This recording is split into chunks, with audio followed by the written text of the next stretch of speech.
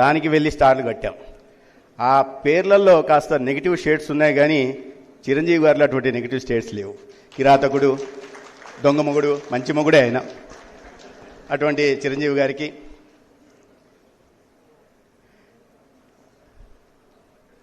జయా పట్టాభిరామ్ గారికి, రాజకీయాల్లో ఒక భీష్మ పితామహులుగా చెప్పవచ్చు.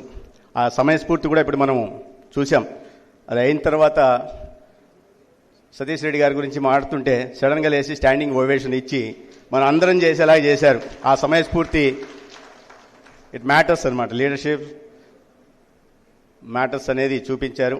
అటువంటి కేవీపీ రామచంద్రరావు గారికి, అనేక సంవత్సరాల పాటు ఒక మంచి జర్నలిస్టుగా విశేష సేవలు అందించిన రామచంద్రమూర్తి గారికి, మిత్రుడు, ఇవాళ ఈ కార్యక్రమం ఒక రకంగా చెప్పాలంటే పెళ్ళికొడుకు. సహజంగా పెళ్ళికొడుకు ముహూర్తం సమయానికి వస్తే సరిపోతుంది, కానీ సతీష్ రెడ్డి గారు చాలా ముందు వచ్చి అతిథులందరినీ ఆయనే స్వాగతం పలికి కూర్చోబెట్టి, ఏదో సినిమాలో చెప్పినట్టు టీలు తాగారా, టిఫిన్లు తిన్నారా అని అడిగి, అంటే అటువంటి వ్యక్తిత్వం కలిగిన వ్యక్తి, అటువంటి మిత్రుడు, ఇవాళ దేశం గర్వించదగ్గ సైంటిస్ట్ సతీష్ రెడ్డి గారికి, వారి సతీమణి సోదరి పద్మా గారికి, ఇవాళ ఈ కార్యక్రమానికి ముఖ్య కారణభూతులైన ఎంఎస్కో విజయ్ కుమార్ గారికి. విజయ్ కుమార్ గారు చాలా గొప్ప గొప్ప పనులు చేశారు, చాలా గొప్ప గొప్ప పుస్తకాలను ప్రచురించారు.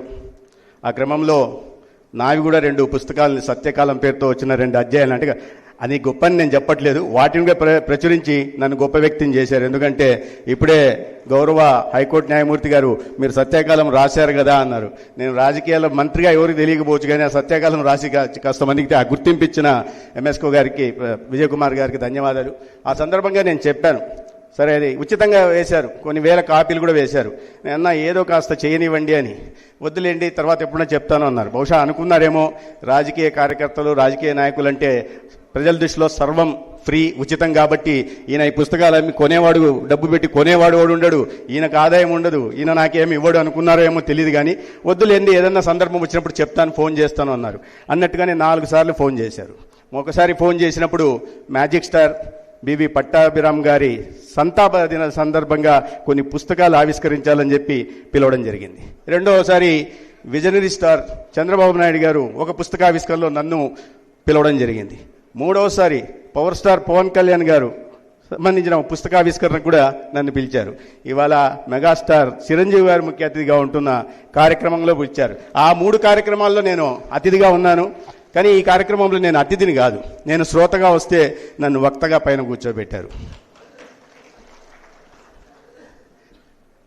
సతీష్ రెడ్డి గారి గురించి మనం చూసాం. 35 సంవత్సరాలుగా నేను విద్యార్థి దశలో ఉన్నప్పుడు, అఖిల భారతీయ విద్యార్థి పరిషత్గా ఉన్నప్పుడు, దాంట్లో విద్యార్థి రాజకీయాల్లో ఉంటున్నప్పుడు సతీష్ రెడ్డి గారు అనంతపూర్లో జేఈటీవీ చదువుతూ ఉన్నారు. మేము స్ఫూర్తిగా ఉండేవాడు విద్యార్థి రాజకీయాల్లో. ఈ రకంగా ఒక చిత్తశుద్ధితో, సైద్ధాంతిక నిబద్ధతో పనిచేస్తున్న వాళ్ళ పేర్లు చెప్తున్నప్పుడు సతీష్ రెడ్డి గారి పేరు కూడా ప్రముఖంగా వినిపించేది. దాని తర్వాత నేను వెంకయ్యనాయుడు గారి శిష్యరికంలోకి వెళ్ళడం, సతీష్ రెడ్డి గారు కూడా కొన్ని దానికి ముందు చిన్న విద్యార్థి దశ నుంచి వారితో పరిచయం కారణంగా ఆ బంధం మరి కాస్త బలపడుతూ వచ్చింది. అయితే మొన్న ఈ పుస్తకం దీని గురించి ఉన్నప్పుడు నేను సతీష్ రెడ్డి గారికి ఫోన్ చేశాను, పేపర్లో చదివాను చిరంజీవి గారు కూడా వస్తున్నారని. బాస్ నేను కూడా ఖచ్చితంగా వస్తాను, ఈ మధ్య కలవడం కూడా మనం బాగా తక్కువైపోయింది, ఖచ్చితంగా వస్తాను అని చెప్పాను. కంగ్రాచులేషన్స్ బాస్, అందర్ ఫెదర్ ఇన్ ద క్యాప్ అని చెప్పాను. ఆ మాట అనేసి పెట్టేశాను, కానీ తర్వాత ఆలోచించి నా మనసులో నేను అనుకున్నా, ఈయనకి ఎన్ని క్యాపులు కావాల్సి ఉంటుంది అంటే అన్ని ఫెదర్లు ఉన్నాయి. Royal American Institute of Aeronautics Astronomics దగ్గర నుంచి అవార్డు వచ్చింది, Royal Society of Aeronautics UK నుంచి అవార్డు వచ్చింది, prime minister young scientist award వచ్చింది. అనేక రకాల అవార్డు రావడమే కాకుండా ఈ దేశంలో ప్రపంచవ్యాప్తంగా ఉంటున్న ప్రఖ్యాతమైన యూనివర్సిటీల నుంచి 25 డాక్టరేట్లు కూడా వచ్చాయంటే అన్ని ఫెదర్లు పెట్టుకోవడానికి ఎన్ని క్యాపులు అవసరమో మనం ఆలోచించాల్సింది. అటువంటి వ్యక్తి నేను.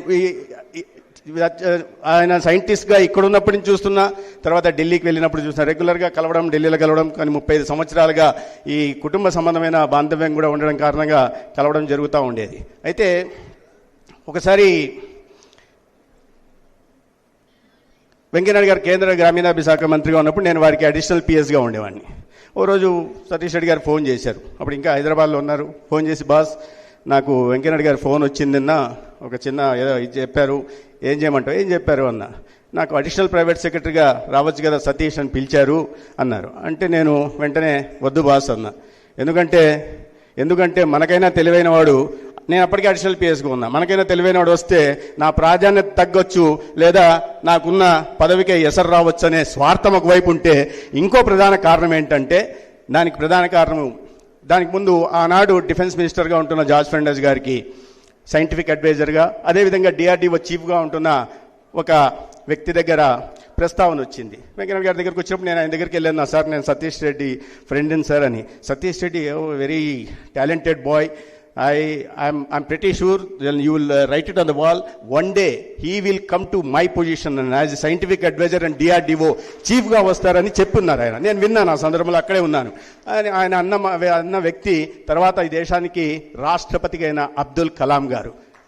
అది జరిగిన 3 నెలల తర్వాత ఈ ప్రస్తావన వచ్చినప్పుడు స్వార్థం ఏం లేదు, మిత్రులు కాబట్టి ఆ స్థాయికి వెళ్తారని అప్పుడు అబ్దుల్ కలాం గారు చెప్పినప్పుడు నేను అందుకని చెప్పా, బాస్ నీ గురించి నువ్వు లేవారా అన్నాడు. అబ్దుల్ కలాం గారి దగ్గర నీ ప్రస్తావన వస్తే ఆయన ఈ దేశానికి సైంటిఫిక్ అడ్వైజరే కాకుండా ఈ దేశం గర్వించదగ్గ సైంటిస్ట్ అవుతాడని చెప్పి, ఈ దేశం అప్పటికే గర్వించదగ్గ సైంటిస్ట్గా ఉంటుంది అబ్దుల్ కలాం గారు చెప్పారంటే అంత పెద్ద కాంప్లిమెంట్ వచ్చినప్పుడు ఆ సైంటిస్ట్ దీంట్లో రంగంలోనే వెళ్ళడం మంచిది బాస్, మళ్ళీ ఈ రాజకీయాల్లోకి వీటిల్లోకి ఎందుకు, మీరు కొన్నాళ్ళ పాటు ఉంటాం, మళ్ళీ ఈ పదవులు ఎన్నాళ్ళు ఉంటాయో లేదో అని చెప్పి ఒక సలహా ఇచ్చాను నేను ఆనాడు. ఈరోజు గుర్తు చేసుకుంటున్నా, ఇది జరిగి దాదాపు 25 సంవత్సరాల క్రితం 2000 సంవత్సరంలో జరిగింది. కృష్ణకిషోర్ గారు ఓఎస్డీగా ఉన్నారు, నేను అడిషనల్ పిఎస్గా ఉన్నాను అన్నాడు. ఇది అన్ని సంవత్సరాల క్రితం జరిగిన విషయం. ఇవాళ సతీష్ రెడ్డి గారు ఆయన ఎలా ఉంటుందంటే విషయ పరిజ్ఞానం కూడా, నేను మొన్న మధ్య ఏదో సమావేశానికి వెళ్తూ 10 నిమిషాల ముందు ఫోన్ చేశాను, బాస్ ఇట్లా సడన్గా ఏదో కార్యక్రమాలు మాడాల్సి వచ్చింది, మన డిఫెన్స్ ఎక్స్పోర్ట్స్ మీద, డిఫెన్స్ సిస్టమ్స్ మీద, మన సస్టైనబిలిటీ మీద మాట్లాడాల్సిన అవసరం ఉంటుంది, ఏదో 4 మాటలు చెప్తారా అన్న. ఆయన ఏదో చాలా బిజీగా ఉన్నారు. అంటే మళ్ళీ చూశాను, విన్న పక్కన అంతా ఉన్నారు, సరే బాస్ వద్దు బిజీగా ఉన్నట్టున్నారు, పర్లేదులేండి I will manage the show అని చెప్పి నేను పెట్టేసి నేను స్టేజ్ మీద కూర్చోన్నా. కొంతసేపటికి నాకు మెసేజ్ వచ్చింది, ఒక 15 మినిట్స్ మెసేజ్. దాంట్లో చాలా అన్ని అంటే రాసి ఇవ్వడానికి లేదు, ఏదో మీటింగ్లో ఉన్నారు, మీటింగ్లో ఉన్నప్పటికీ పక్కకి వెళ్ళారో మరి ఏంటో కానీ 15 మినిట్స్ సంబంధించిన విషయం, ఈ ట్రాన్స్ఫర్మేషన్ డిఫెన్స్ సెక్టర్లో ఏ రకంగా వచ్చింది, 13-14లో నరేంద్ర మోడీ గారు ప్రధానమంత్రి అయిన తర్వాత బడ్జెట్ ఎక్కడి నుంచి ఎక్కడికి వెళ్ళింది, ఎక్కడో 2 లక్షల కోట్ల నుంచి ఇవాళ దాదాపు 8 లక్షల కోట్లకు వెళ్ళింది. మనం ఎప్పుడు అది కూడా రాశారు, we always been a country of imports, now we're emerging our self as a country of exports. Bullet నుంచి కూడా మనం దిగుమతి చేసుకునే పరిస్థితి నుంచి ఇవాళ మనము స్థానియంగా లైట్ కంబాట్ ఎయిర్క్రాఫ్ట్ చేసుకోగలుగుతాం, మీడియం కంబాట్ ఎయిర్క్రాఫ్ట్స్ తయారు చేసుకోగలుగుతున్నాం, అదేవిధంగా విదేశాలకి ఎగుమతి చేసే దిశగా చేస్తున్నాం. 1,50,000 కోట్ల విలువైన డిఫెన్స్ ఎక్విప్మెంట్ మనం ఇవాళ ఎక్స్పోర్ట్ చేస్తున్నాం.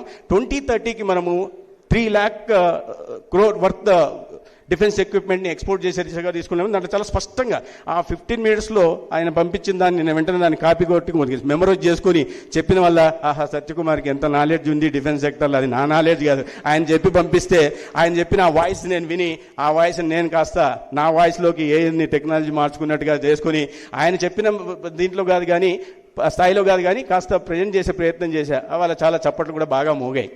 అంటే ఇటువంటి అంత పరిజ్ఞానం, దాని గురించి చూసుకోవాల్సిన అవసరం లేకుండా ముందర పేపర్ ఏమి ఉండకపోవచ్చు, ఎందుకంటే తను స్వయంగా దీంట్లో అన్నీ ఉన్నాడు కాబట్టి ఈ ట్రాన్స్ఫర్మేషన్ రావడానికి, లేదా వినూత్నమైన ఇన్నోవేషన్స్ ఆవిష్కరణ డిఫెన్స్ సెక్టర్స్ రావడానికి కూడా ప్రధాన కారణం కాబట్టి చేయగలిగారు. ఇంకోటి, మామూలుగా సైంటిస్టులు అంటే మన అందరికీ తెలిసింది జుట్టు పెంచుకొని ఉంటారు, సోడా బుడ్డి కళ్ళొద్దలు పెట్టుకొని ఉంటారు. ఎందుకంటే మనకు ముందు నుంచి మనం ఐన్స్టీన్ కానీ డార్విన్ని కానీ వీళ్ళని చూసి, ఆ సైంటిస్టులను చూస్తే అందరూ ఇలా పిచ్చిగా ఉంటారు. కానీ మన సతీష్ రెడ్డి గారు చూడండి ఎంత స్మార్ట్గా ఉంటారు. నేను ఇద్దరిని చూసి ఎప్పుడు అనుకుంటున్నాను, నార్మల్గా మనం ఏజ్ పెరుగుతుంటే గ్రోయింగ్ ఓల్డ్ అంటారు, కానీ స్టేజ్ మీద ఉండే ఇద్దరిని చూస్తే they are growing young, they are growing smart. Chiranjeevi గారు, సతీష్ రెడ్డి గారు. కోవిడ్ సమయంలో నేను చూశాను, కోవిడ్ లాంటి మహమ్మారి వచ్చినప్పుడు మన దేశంలో ఉన్న పరిస్థితుల దృష్ట్యా, మన దేశంలో ఉన్న పాపులేషన్ డెన్సిటీ దృష్ట్యా మామూలుగా అయితే కొన్ని లక్షల మంది చనిపోవాల్సింది. ఒకవైపు నాయకత్వం ఉంది, నరేంద్ర మోడీ గారు తనే కుటుంబ సభ్యుడిగా దాన్ని ఎలా ఎదుర్కోవాలో, ఆ సవాల్ని ఒక అవకాశంగా ఎలా మార్చుకున్నట్టు చూసాం. కానీ ఆనాడు ప్రధానంగా ఈ కోవిడ్ ఎదుర్కోవడంలో ప్రధాన భూమిక పోషించింది మాత్రం డిఆర్డిఓ. ఆనాడు డిఆర్డిఓ అంటున్న సతీష్ రెడ్డి గారు. మన దగ్గర ఒక పీపీఈ కిట్ ఉండేది కాదు, N95 మాస్కులు ఉండేవి కాదు, శానిటైజర్స్ ఉండేవి కాదు. ఇవన్నీ హాస్పిటల్స్ని, ఓవర్ నైట్ హాస్పిటల్స్ని క్రియేట్ చేశారు. Over night 1000 bedded hospitals. ఇవాళ మేము చూస్తున్నాం, ఒక 100 బెడెడ్ హాస్పిటల్ కావాలంటే 2 ఏళ్ళ నుంచి మొదలు పెట్టాం. హెల్త్ మినిస్టర్ అయ్యి ఇప్పటికీ 10 బెడెడ్ హాస్పిటల్ కూడా కట్టలేని పరిస్థితుల్లో ఉన్నాం ప్రభుత్వం తలుచుకుంటుంటే. కానీ ఒక సంస్థ కొన్ని వేల బెడ్లు ఉన్న హాస్పిటల్స్ని ఓవర్ నైట్ చేయగలిగారు, ప్రొడ్యూస్ చేయగలిగారు, ఎస్టాబ్లిష్ చేయగలిగారు. అదే కాకుండా పీపీఈ కిట్లని చేయగలిగారు, వెంటిలేటర్స్ చేయగలిగారు. ఇవన్నీ కూడా ఇండిజినియస్ ప్రోడక్ట్స్ మన దేశంలోనే మనం చేసుకోగలిగాం. బయట దేశాల నుంచి వచ్చే పరిస్థితి లేదు. ఆ రోజుల్లో ఉన్నాం, రాజకీయాలు ఉన్నాం కాబట్టి కాస్త ఏదో సోషల్ యాక్టివిటీలో ఉంటున్నప్పుడు ఈ కోవిడ్ సమయంలో కొన్ని కార్యక్రమాలు చేస్తున్నాం. ఒకరోజు ఇదే మాట సేవేం చేస్తున్నారు కొత్త విషయాలని చెప్తూ కొద్దిగా N95 మాస్కులు కానీ శానిటైజర్స్ అంటే నేను పంపిస్తాను అన్నారు. పంపిస్తారు, సరే బాగుంది. కానీ బస్సులు లేవు, ట్రాక్టర్లు లేవు, లారీలు లేవు, రైళ్లు లేవు, విమానాలు కూడా లేవు. ఎలా రావాలో ఢిల్లీ నుంచి పంపించగలను అన్నారు. సరే అన్నాడు. ఇక్కడ గవర్నమెంట్కి అవసరం ఉండి స్పెషల్ ఎయిర్క్రాఫ్ట్లో పంపిస్తే lakhs of litres of sanitizers N95 mask పంపించారు. దాంట్లో నుంచి నాకు వాళ్ళకి చెప్పి నేను మర్చిపోయాను, అడిగేసి వదిలేశాను. కానీ నాకు ఒక ఫోన్ వచ్చింది అప్పుడు గవర్నమెంట్ నుంచి, ఇక్కడ స్టేట్ గవర్నమెంట్ నుంచి. వచ్చిన తర్వాత కాల్ చేసి ఇట్లా సతీష్ రెడ్డి గారు చెప్పారండి, మీకు ఏదో డెలివరీ చేయమన్నారని. ఏం డెలివరీ చేయమన్నారు అనుకుంటే ఒక 50,000 litres of sanitizers, N95 mask, కొన్ని పీపీఈ కిట్లు పంపించాను. నేను డిఆర్డిఓ ప్రోడక్ట్స్ మేము తీసుకెళ్ళి ఇక్కడ హైదరాబాద్కి సంబంధించి ఎక్కడైతే ఈ మురికివాడలో లేదా పేదవాడలు ఉంటున్నాయో లేదా పాత బస్తీలో సందుకు వెళ్ళి వాటిని పంచే పని చేశాం. ఈ రకంగా అంటే సేవా కార్యక్రమాలకు సంబంధించి కూడా అదే రకంగా ఉండేవారు. ఎప్పుడు కూడా మామూలు సైంటిస్టులు అంటే వాళ్ళ ప్రపంచంలో వాళ్ళు ఉంటారు అనే భావన ఒకటి ఉంటుంది. కానీ సతీష్ రెడ్డి గారిని చూస్తే ఈ ఉపమానం సరైందో కాదో కానీ కోడి పిల్లల కోడి ఉంటుంది కదా, అలా ఉంటారు. ఎప్పుడు చూసినా వెంట మనుషులు తిరుగుతూ ఉంటారు. వెంట డిఆర్డిఓ ఆఫీస్లో ఉన్నప్పుడు కూడా వెళ్తే మా విద్యార్థి పరిషత్ సంబంధించిన వాళ్ళు లేదా నెల్లూరు వాళ్ళు బయట చాలామంది కూర్చొని ఉంటారు. ఏమో చాలా బిజీగా ఉంటూ చీఫ్ ఎయిర్ మార్షల్తో మాట్లాడుతుంటారు, డిఫెన్స్ మినిస్టర్తో మాట్లాడుతుంటారు ఒకవైపు. పైగా రెండో వైపు వాళ్ళు బయటకు వచ్చి వీళ్ళ సమస్యలు వినేసి వాళ్ళన్నీ వాటిని పరిష్కరించే ప్రయత్నం కూడా చేస్తుంటారు. అంటే ఈ ఒక సెక్టార్లో వాళ్ళకు ఒక ప్రత్యేకమైన గుర్తింపు తెచ్చుకున్న తర్వాత ఇట్లాంటి సామాజిక స్పృహ కలిగిన వాళ్ళు చాలా తక్కువ ఉంటారన్న విషయం. అందుకనే తలలో నాలుకలా నేను ఇవాళ దీని కార్యక్రమం తర్వాత ఎక్కడికో వెళ్ళాలి. ఆ ప్రాంతానికి సంబంధించి అతనికి ఫోన్ చేశాను. రామకృష్ణ, నేను అక్కడికి వస్తున్నా, బస్సుతారకం వెళ్ళాలి, ఎవరిని పేషెంట్ చూడాలని. లేదన్నా నేను ఆ టైంకి ఉండను అన్నాడు. అంటే నాకు ప్రోగ్రామ్కి వెళ్ళాలి, ఏంటంటే సతీష్ రెడ్డి గారి ప్రోగ్రామ్కి వెళ్ళాలి. ఇక్కడ చాలామంది ఆ రకంగా వచ్చినారు. చాలామంది ఇవాళ హైకోర్టు సిట్టింగ్ జడ్జెస్ కూడా రావడం కానీ, పెద్ద పారిశ్రామికవేత్తలు కానీ, పెద్ద డాక్టర్లు కానీ రావడం ఏంటంటే సమాజానికి, దేశానికి సతీష్ రెడ్డి గారు ఒక సైంటిస్ట్గా చేసిన సేవలకి గుర్తింపుగా ఇక్కడ వచ్చారు. కాబట్టి ఇటువంటి అవార్డు ఇవ్వడం అనేది, అది కూడా ప్రధానంగా బివి పట్టాభిరామ్ గారి పేరుతో అవార్డు ఇవ్వడం అనేది ఒక చాలా గౌరవంగా నేను భావిస్తున్నా. ఆయన రంగానికి సతీష్ రెడ్డి గారికి కాకుండా తెలుగు ప్రజలందరికీ కూడా ఇది ఒక గౌరవంగా నేను భావిస్తున్నా. బివి పట్టాభిరామ్ గారి పేరుతో పెట్టడం. బివి పట్టాభిరామ్ గారిని నేను స్కూల్లో ఉన్నప్పుడు ఒకసారి ఒక మ్యాజిక్ షోకి వెళ్తే ఆయన ఎవరో పిలిచి ఆ పెద్ద వయసులో ఉన్న అతన్ని 5th క్లాస్ స్టూడెంట్కి చేసి 5th క్లాస్ సంబంధించిన సిలబస్ సంబంధించిన క్వశ్చన్ అడిగితే ఆన్సర్ చెప్పాడు. అన్ని మాయం చేస్తున్నాడు. నేను దూరంగా కూర్చొని భయపడ్డా, ఏంటి నా అన్ని మాయం చేసేస్తున్నాడు, ఆ పక్కన ఉంటే మనల్నైనా పిలుస్తారేమని చెప్పి నేను భయపడిపోయాను. నిజంగా అంటే తీసుకెళ్ళి మాయం చేస్తాడో లేదా మన చిన్నపిల్లలు చేసేస్తాడో అని భయపడ్డా. ఇవాళ బివి పట్టాభిరామ్ గారు ఉంటే ఈ రాజకీయ రొచ్చులోంచి మమ్మల్ని బయటకు లాగి ఒక బాల్యంలోకి తీసుకెళ్ళిపోయి 5 సంవత్సరాలు 10 సంవత్సరాల పిల్లోడిగా తయారు చేయండి అని చెప్పి బహుశా ప్రాధాయపడేవాన్నేమో. అటువంటి గొప్ప మహనీయుడి పేరుతో పెట్టిన అవార్డుని, మొట్టమొదటి అవార్డుని మన అందరికీ మిత్రుడు, మనం అందరం గర్వించదగ్గ మన తెలుగు జాతి ముద్దుబిడ్డ సతీష్ రెడ్డి గారికి ఇచ్చిన సందర్భంగా నేను నిర్వాహకులకి, ప్రధానంగా ఎంఎస్కో విజయ్ కుమార్ గారికి, అందుకే నేను చెప్పా చాలా గొప్ప పనులు చేస్తుంటారు వారు అని చెప్పి. అటువంటి గొప్ప పనులు చేస్తున్న విజయ్ కుమార్ గారికి నేను ప్రత్యేకంగా అభినందనలు చేసుకు మరొకసారి మనసారా సతీష్ రెడ్డి గారిని అభినందిస్తూ, అదేవిధంగా మునుముందు కూడా సంపూర్ణ ఆయురారోగ్యాలతో ఉన్నారాయన. ఇదే రకంగా దేశానికి సేవలు అందిస్తూనే ఉన్నారు. ఇవాళ మన రాష్ట్రంలో, తెలుగు రాష్ట్రాల్లో వచ్చిన ప్రఖ్యాత సంస్థలన్నింటిలో కూడా నేను స్వయంగా చూసిన వాడిని. బిఎల్కి సంబంధించిన నైట్ విజన్ ఇండస్ట్రీ వచ్చింది వారి ద్వారా. మొన్న ఇప్పుడే 20,000 crore ఇన్వెస్ట్మెంట్తో అడ్వాన్స్డ్ మీడియం కంబాట్ ఎయిర్క్రాఫ్ట్ మా నియోజకవర్గం పక్కన సత్యసాయి పుట్టపర్తిలో వచ్చింది. అది సతీష్ రెడ్డి గారు. ఇవి చెప్పాలంటే ఇంకా చాలా పెద్ద లిస్టు ఉన్నాయి. అవన్నీ కూడా అంటే మన రాష్ట్రానికి కేవలం తన సైంటిస్ట్గా తను బాధ్యతలో ఉన్నన్నాళ్ళు సేవలు అందించడమే కాకుండా రిటైర్మెంట్ తర్వాత కూడా ఇవాళ ఆంధ్రప్రదేశ్ సైంటిఫిక్ అడ్వైజర్గా ఉంటూ పెద్ద ఎత్తున ఇన్వెస్ట్మెంట్ తీసుకోవడం, ప్రపంచం గర్వించదగ్గ ప్రఖ్యాతమైన సంస్థల నుంచి కూడా పెట్టుబడులు తీసుకురావడం, తద్వారా ఈ రాష్ట్రంలో పెట్టుబడులు తీసుకురావడమే కాకుండా యువతకి ఉపాధి ఉద్యోగ అవకాశాలు కల్పించడం, ఓవరాల్గా మన గ్రోత్ రేటుకి తోడ్పడుతూ ఆంధ్రప్రదేశ్ రాబోయే రోజుల్లో అభివృద్ధికి చిరునామా చేయడం కోసం ప్రభుత్వాల కేంద్రంలో నరేంద్ర మోడీ గారు, అదేవిధంగా రాష్ట్రంలో ముఖ్యమంత్రిగా ఉంటున్న చంద్రబాబు నాయుడు గారు చేస్తున్న ప్రయత్నంలో భాగస్వామ్యం వహిస్తున్నందుకు వారికి నేను ప్రత్యేకంగా అభినందనలు తెలియజేస్తూ, ఇవాళ నేను అతిథిగా అయినప్పటికీ నన్ను అతిథిగా పైకి పిలిచి వక్తగా అవకాశం ఇచ్చినందుకు ఎంఎస్కో విజయ్ కుమార్ గారికి మరొకసారి ధన్యవాదాలు తెలియజేస్తూ, ఇంతకన్నా ఎక్కువ మాట్లాడితే అధిక ప్రసంగం అనుకునే అవకాశం ఉంది కాబట్టి ఇప్పటికే ఓపికగా విన్నందుకు మీ అందరికీ కూడా ధన్యవాదాలు తెలియజేసుకుంటూ సెలవు తీసుకుంటాను. ధన్యవాదాలు.